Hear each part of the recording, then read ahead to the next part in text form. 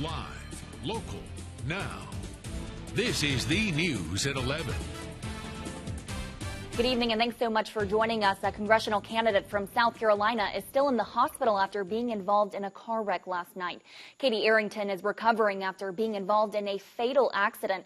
The two-car crash happened at 9 o'clock last night on Highway 17. As Brad Stryker shows us tonight, people across the country are showing support for the South Carolina congressional candidate.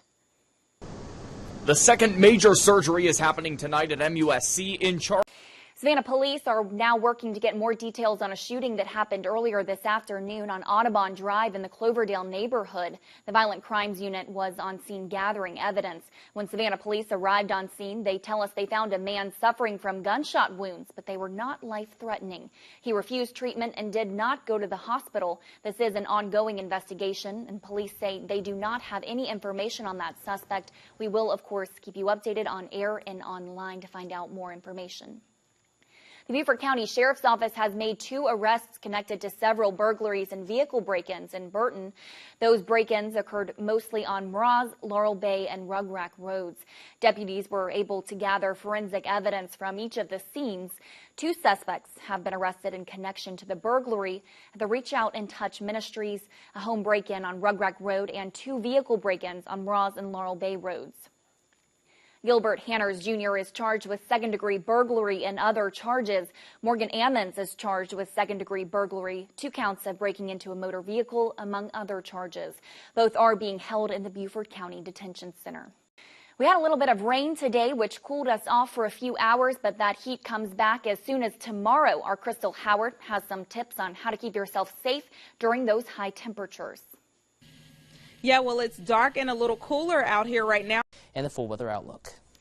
The Trump administration is showing its support for Henry McMaster ahead of Tuesday's primary runoff. Vice President Mike Pence stopped in Conway, South Carolina this afternoon, stumping for McMaster and encouraging voters to support him come Tuesday when he faces fellow Republican John Warren. More than 500 people filled the gym at Coastal Carolina University, all adamant supporters of the Trump administration and Henry McMaster. Pence told voters McMaster's strong support has allowed the administration to advance its agenda to make America great again. And on this one, I know Henry won't mind. I'm not exactly asking you to pray for a candidate or pray for an outcome of an election. I just think prayer matters. And so I encourage you to just pray for South Carolina, pray for America, pray for this one nation. On Monday, President Donald Trump will be in Columbia campaigning for Henry McMaster as well. Both campaigns in the gubernatorial race say they are leading in the polls. McMaster hoping with the support of President Trump and Vice President Mike Pence, he can pull away from Warren in the polls ahead of Tuesday.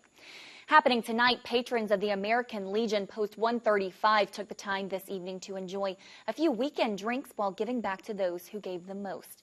Attendees of an auction held at the Post were able to drink and bid on a variety of items, all which will help the American Legion build an elevator for handicapped patrons that may have a hard time accessing the ballroom. One attendee of the event says that the building of an elevator is long overdue. The elevator should have been built back in the 60s, to be honest with you.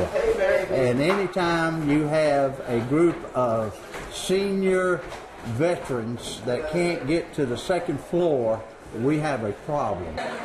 Officials with the event say that they recently closed a GoFundMe account, but they are always accepting donations for the American Legion. The Liberty Regional Homeless Coalition worked with the Fort Stewart Garrison Command and Veteran Affairs to hold Operation Stand Down today, reaching out to those who have served and supporting their endeavors right here at home. This is a first-of-its-kind event for the coastal Georgia region. The goal was to make military members aware of the many services available to them through more than 60 support agencies and businesses. More than 60 community organizations at the event today to help provide access health care, counseling, education, job training, and financial retirement services. Who knew Swainsboro had a hidden gem? Coming up a little later on, we're taking you to Swainsboro, that museum of Coca-Cola. But first, a Pride weekend A group of volunteers created a huge pink triangle in San Francisco, but what does that symbol mean? We'll have that answer up next.